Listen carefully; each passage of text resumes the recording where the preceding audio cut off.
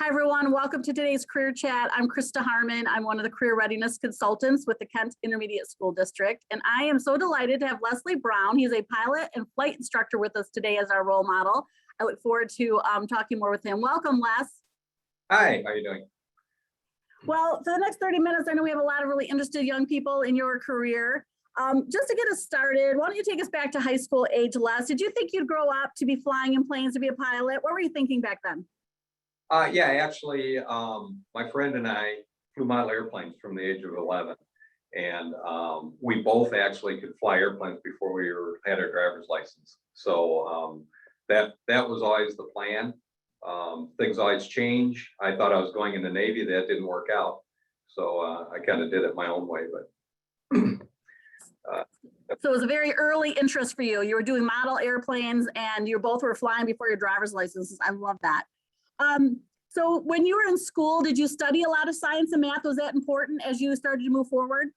yeah, that was actually those are my most interesting subjects. The other subjects I didn't do really well in, which I'm sorry now because of my position as a manager. I wish I did a little better English and writing, but science, some math, algebra, stuff like that. And I really enjoyed physics, things that directly related to that I could see at the time flying.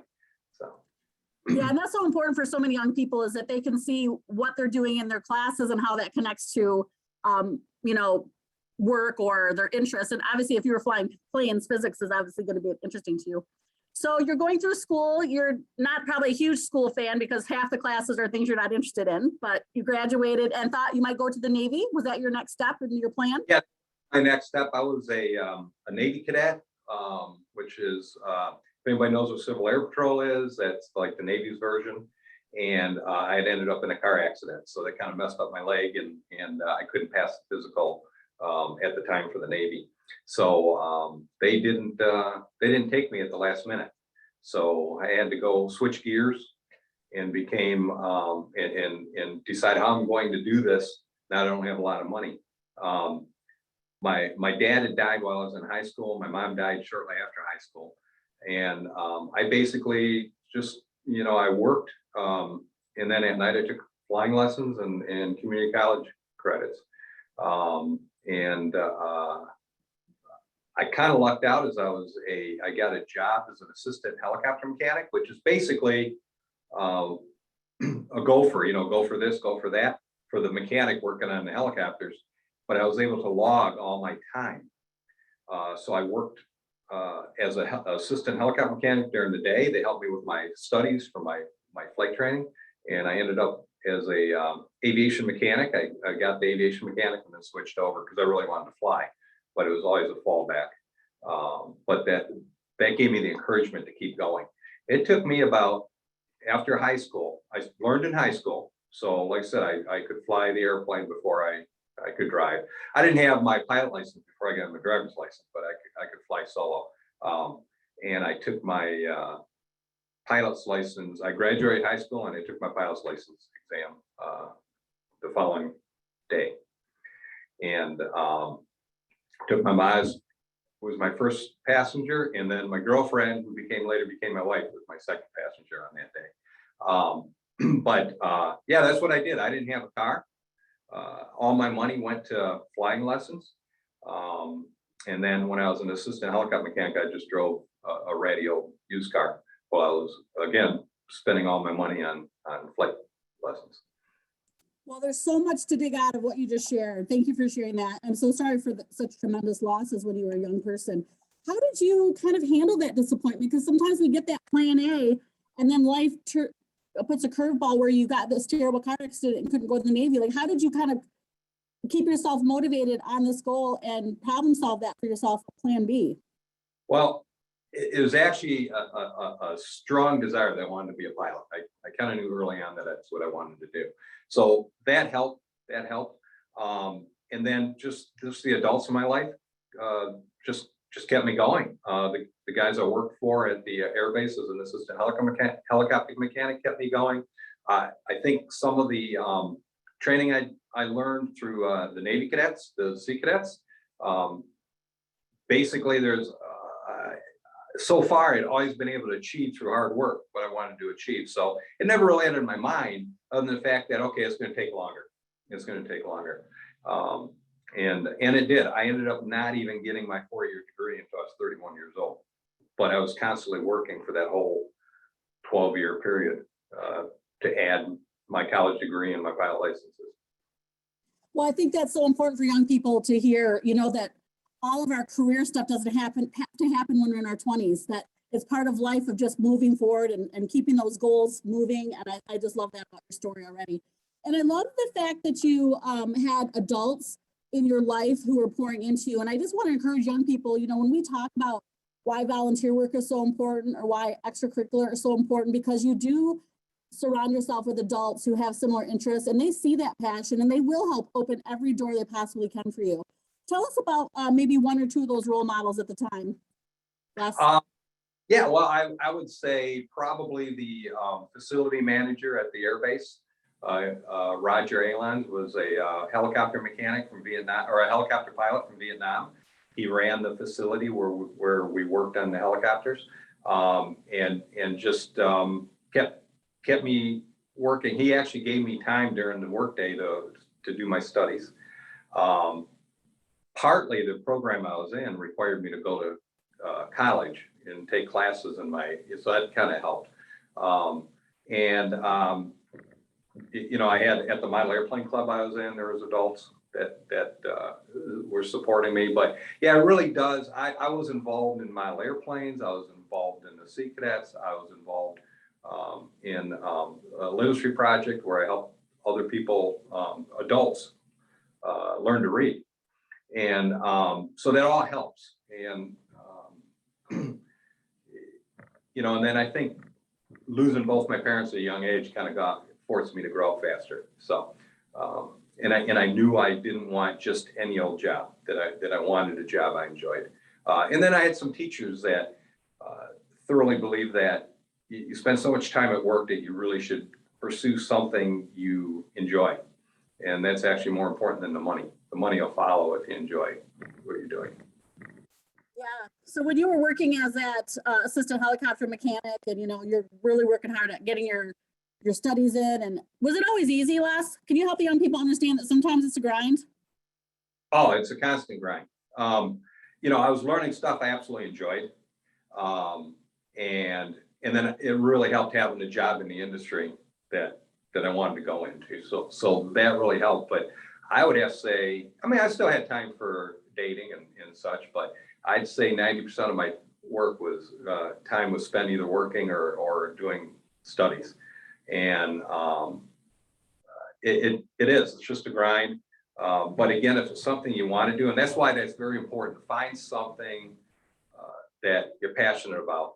And it just makes life so much easier. In my career field, I am constantly studying anyway. So, thinking I'm done with school, that's never happened. I'm 60 years old and I still go to school every 6 months. So. No, and I think that's sometimes a trait of people in the STEM fields, that they're lifelong learners, that they're always looking. So I'm sure a lot of young people can resonate with that in this group today. So you get your college degree, you end up being a aviation mechanic. When did that then start? When did your career start taking a little shift? And I'd love to hear that transition to actually being a teacher, a flight instructor, working over at the Aviation Academy. So usually in aviation, one of the best ways to gain flight time and experience, because it's all about your hours you build, is flight instructing. There are other ways to do it. A lot of people think they're able to skip it and go right to the commuter airlines, but the pilots I've taught to fly jets, the ones that take it on easiest were flight instructors. So when I started, that was about the only way to get your first 1,000 hours was flight instructing. So I worked as an assistant mechanic, and then for about 2 years, and then I got my what they call certified flight instructor license, and the school helped me with that. I didn't have a lot of money, so they basically gave me a loan, and then I worked it off as a flight instructor. So for about a year after that, I worked part-time as a mechanic and part-time at night as a flight instructor. And I just built my time while teaching other people to fly. I ended up getting my instrument training instructor license so I could teach instrument flying, and then my multi-engine. And once I got that, I stopped being a mechanic and just went full-time to flight instructing and flying charters. So that was actually, I was flying charters and little airplanes like single engine and light twins within about 3 years of graduating high school. And then I continued working on self-study. We didn't have the internet back then, so I went to community college and I took classes through the mail for a lot of my classes for the 4-year portion. So. Yeah, that's fantastic, just to help young people know that there's different ways to get there without incurring a bunch of debt right up front, that there's ways to work. There are tons of ways. I tell my students, I've got a degree from Embry-Riddle, which is one of the top aviation colleges. And I only took 1 year of classes through Embry-Riddle. Most of the other stuff, now, I don't think they don't let anybody transfer them any credits anymore. But you can still do it just 2 years through that college. And like I told my students, my degree still says Embry-Riddle. Doesn't say that I took a lot of flight training classes and transferred in a lot of community college. And I had a little bit of debt, but it only took me about 5 years to pay off. Can you name the name of that college? That's not one I've heard before. Can you spell that? Yeah, Embry-Riddle, EMBRY-RIDDLE. So it's That's an it's inside scoop, everybody. You got some great information from a role model right now. A college you maybe never heard of. So that's so fantastic. Embry-Riddle. That's great. So you helping young people understand maybe the difference of being a charter plane pilot versus a commercial pilot. Well, they're all commercial. They're actually, you got the private pilot, that's recreational. And the commercial is pretty much everything except flying jets for the general public. So if you fly a Learjet for the general public, not a private individual, but for a company that sells charters and that, or anything bigger than that, you have to be an airline transport pilot. So that's the top license. So you get started as a commercial pilot, and that just means it's kind of like a commercial driver's license for a chauffeur. So you can fly small aircraft, and small could be anything less than 12,000, like 10 passengers and smaller, as long as it's not for scheduled service. And that's where you can build up your time. A lot of times, in fact, our sister company that I work for now, we have Learjets, and they will hire a fairly young low-time pilot to sit as a co-pilot in the Learjet while they build their time. To work for my company, where we fly big airliners, you have to be an airline transport pilot, even to be a co-pilot. So that takes 3-4 years after depends how much flying you get to get the hours to get that. But like I tell my students, it can take upwards of 10 years to 15 years to get to the left seat of an airline or a major airline like Delta. From the time you start, even now with the pilot shortage, the time you start college or your flight training.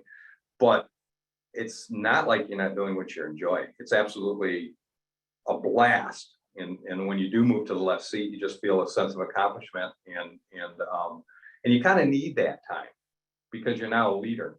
So you need a little bit of that time to learn the job and mature a little bit. Yeah, I love that you were just able to put out a realistic timeline for young people to know that it doesn't happen right away, that you do have to gain some of that maturity, that wisdom, leadership skills before you move into that primary pilot seat, because you have so much responsibility with the people that you're carrying. Absolutely. Thank you for that. And a lot of people never feel the need to go to the major airlines. A lot of people are just happy. In fact, you don't have to go to the big airlines anymore to make a decent living in this industry. Yeah, that's good to know. Probably for some people that might be what they're familiar with, so they think that is the goal. But like you said, there's so many different ways to be a pilot in different ways that so many of them are enjoyable. So what's been your favorite part of this journey up to 60 years old? What parts have you enjoyed the most? Oh, I would have to say, well, it all depends. There were times when I was younger and first newly married. I was flying corporate shuttle where we just flew out business executives to the meetings and back that night. So it was very close. It's still, there's still 14, 15-hour days. So it's not a 9-to-5 job, as close as I was ever going to get. And that was enjoyable.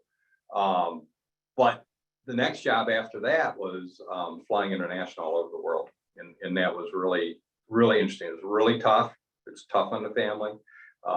But I saw so much. I saw so much. It went all 400 corners of the world, and now I'm back to a job where we fly a little more domestic.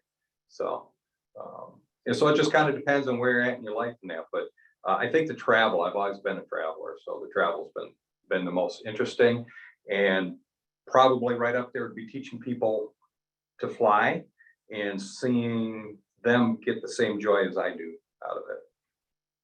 Yeah, those sound some wonderful things to like about your job, Les. What about some of the things that have been real challenging? It sounds like the hours, the schedule on some of those periods of your life were tough. Anything else you want the young people to know about? Yeah, the schedule is tough. The training can be very, very tough. It takes 120% dedication when you're learning a new aircraft. So you pretty much put your whole life on hold, including your family, in order to do it right. But I would say the toughest was, the amount of time when I was flying for one airline out in the Middle East. I was gone for a month at a time and home for 10 days. That was probably the toughest that we got through. But the flying was awesome. I got, the stuff I see on the news, that we see on the news, is not just some unknown point on a map. I can actually visualize what the places look like, so that's kind of neat. And then probably the second was when I decided to retire for a while and become a full-time teacher at a high school. I would have to say that was the toughest job I've ever had. And first year teachings were very difficult. I set up 4 or 5 different classes I had to design because there's not too many aviation classes pre-set up for high school. And so I'd work 12-hour days and sleep, 6 hours a night. But it was also probably the most rewarding. And one of the most difficult things for me to do is to go back to part-time teaching and go back to flying full-time. But with the pilot shortage, I felt like there's some opportunities I had to pursue first. So just recently, you've moved out of the classroom into flying more, is what you're saying, because of the shortage? Yeah, because of the pilot shortage. Yeah. So now I'm just teaching part-time. One day, that was part, and the nice thing about the pilot shortage is I was able to basically say that I was not going to come take this job unless I could teach part-time. Yeah. So. And it So it's a big. I was just gonna say, it must be very rewarding to have a skill set that is so in demand, that you literally are filling a need by moving, or like some of the nurses in early COVID, they were flying to different places because they had a skill set that was so needed. So that must be very rewarding for you. Yeah, right now it's unusual. There's aviation is a very tough field. They say most people are going to be laid off or out of work at least 4 times in their career. And right now we're at the other end of it where, if you do a good job and get a good reputation, the sky's the limit. I love it. Kind of taking it back to the high school level, Les, what might you recommend to young people that, are looking for a STEM field? I know something we talked about earlier is it's not just being a pilot or a mechanic, but there's other parts of this industry. What would you want them to know if they like science and math, that there's other areas? What do you want them to know? If you can name the job, we have it in aviation, including doctors and nurses, accountants, any job, aviation needs it. We have accountants here. We've got people who have entry-level jobs. We have people take care of our ground equipment, auto mechanics. It's just about any job you can think of. And if you get in with a lot of the passenger airlines, we're cargo right now, so we don't get that. But you get a lot of passenger airlines, you'd be an accountant and still have your free travel benefits. So that's a great perk. Like you said, if you're going to be an accountant and you like to travel, why not do it in the aviation industry where you get free travel? Young people, that is a hot tip. That's a hot tip right there. And you never know where your career is going to go. I'm director of safety now. So I'm an airline pilot. I fly part-time now, and I'm mostly in the office, and I'm in charge of the safety aspects of everything in our company. And you don't have to be a pilot to be a director of safety. You have to be willing to learn. And that's probably the biggest attribute of being a director of safety is I'm in charge of, or I'm in charge of the safety aspects of the facility and maintenance and the flight program. So obviously I'm involved in areas that I'm not an expert in. So I have to learn to listen to the experts and learn through that. So this is a perfect example of something you don't have to be a pilot in to do. Give me just a little more information. You mentioned doctors and nurses. How does that play out in the aviation? Well, yeah, like the bigger airlines, we had an aeromedical department, the previous airline I worked for. So they didn't do the physicals, but they made sure we were safe on the road. They did a lot of the training we're going over in the third world countries, how to keep ourselves safe and healthy. They were resources for us if we have medical problems that we don't want that they know about it yet, and usually they also operate our drug and alcohol testing programs. So, and they're a resource for the company. When you're flying, your body undergoes changes in the atmosphere. So medicine reacts differently than on the ground, and different health problems will act differently on the ground. So having medical personnel on staff really helps the company. That's new information to me. That's fantastic. We have just a few minutes. So if anyone has a question they'd like to ask Les directly, put that in the chat. I'll pitch that to them. So many of our young people are learning things called soft skills in high school, things like teamwork, communication, flexibility. Tell us some traits that you like to see in some of the people that you work with and that you collaborate with. Yeah, the soft skills are probably the hard skills you can learn. But in order to improve safety of aviation, if you notice, aviation safety has we've gotten safer and safer every decade. And that's because they finally identified the soft skills are very important. So communications is very important.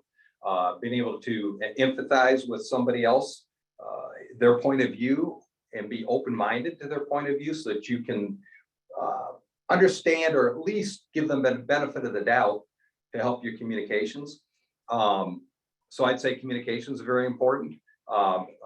Logical thinking skills, and even abstract thinking skills are very important. And these are things you can't just read a book and learn. You've just got to practice it. And it takes years. And I'll tell you, when you're younger, it's a lot easier to learn this stuff than when you're older. So obviously the science and the math is very important to if you're going to be a pilot. But I would say even greater skills when we do have problems with pilots, it's usually, it's not their flying ability, it's their soft skills. Thank you for putting some, real life context to some of those things they're learning in school. I really appreciate that.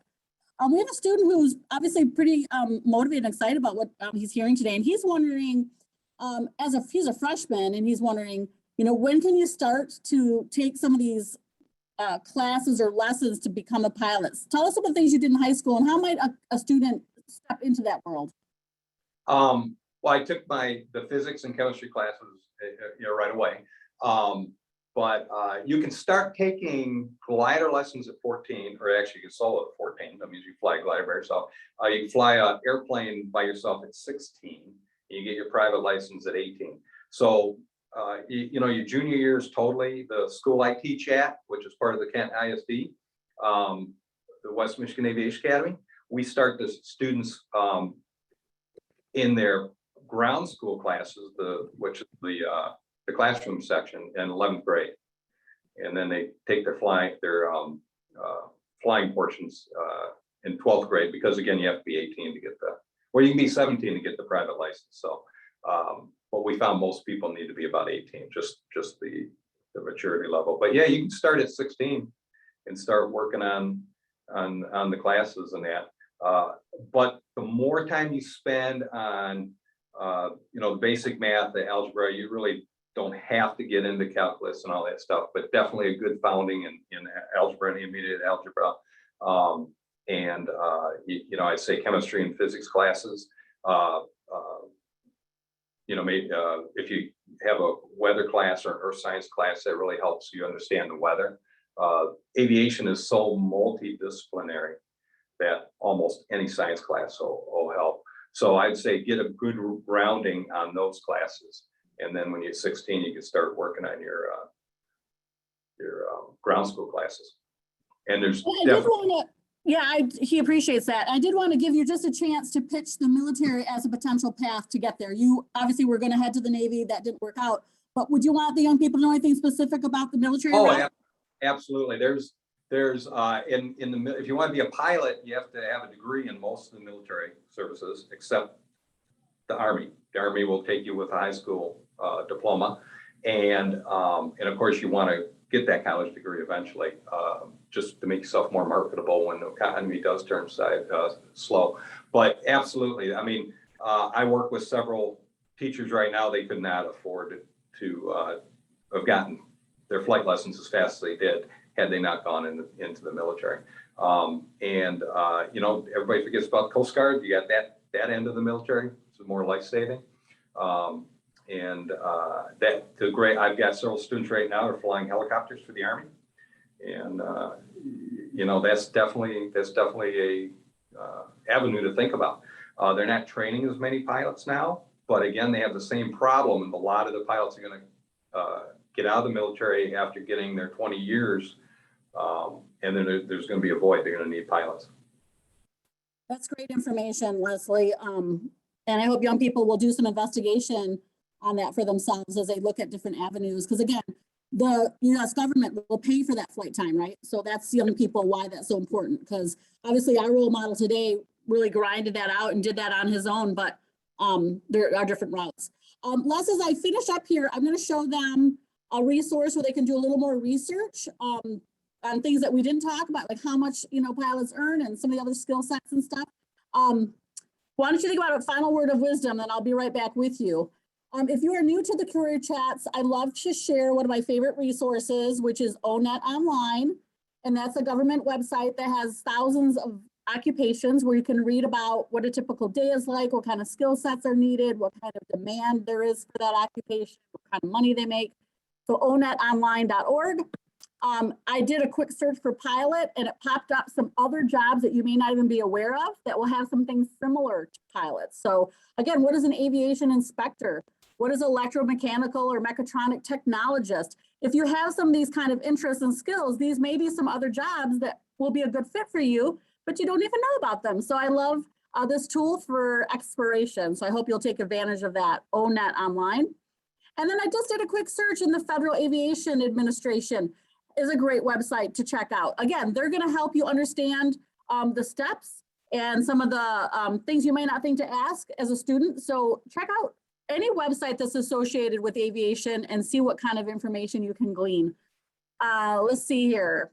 My name again is Krista Harmon at kentisd.org. And if you have any follow-up questions for Les, I'll be sure to pass those on to him.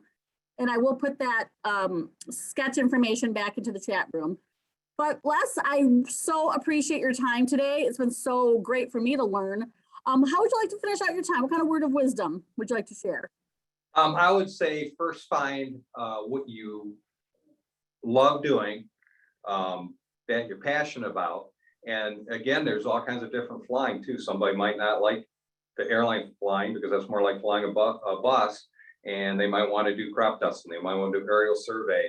So there's all kinds of different types of flying. We have missionary work. People go down and help people in third world countries in South America and Africa.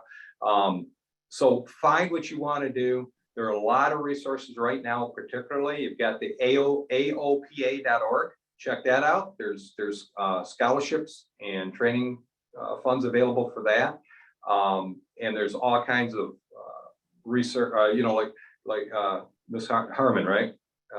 Yeah. Yep. So let's do some research. There's a lot more out there than we know, than the media portrays being an airline pilot. There's a lot of different ways to make a living in this industry. And it's an awesome way to do it. If you, somebody once said, if you do what you love, you never work a day in your life. And I would have to say that's absolutely true. I mean, I'm looking at forced retirement here in about 3 years, and I'm not looking forward to it. Yeah, I agree with you. I'm fortunate it's not work to me, everything I do every day too. So thank you, Les, so much. I really appreciate it. Yeah, absolutely. Yeah, happy to do it.